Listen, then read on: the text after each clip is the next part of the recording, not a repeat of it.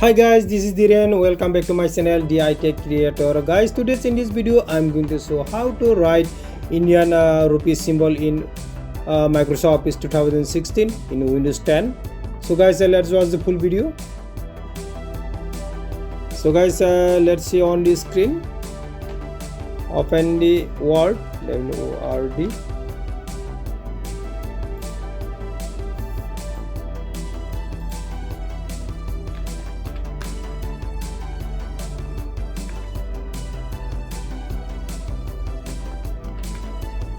You can see guys that this is Word 2016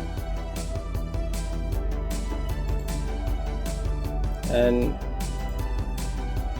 on screen keyboard.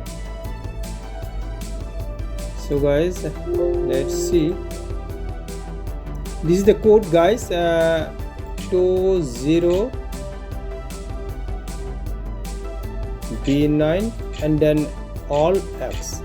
That's all guys. You can see rupees 4,000. You can see 20B9 and then all X. You can see guys 5,000. That's all guys. Thank you guys for watching. Don't forget to subscribe this channel, like, comment and share.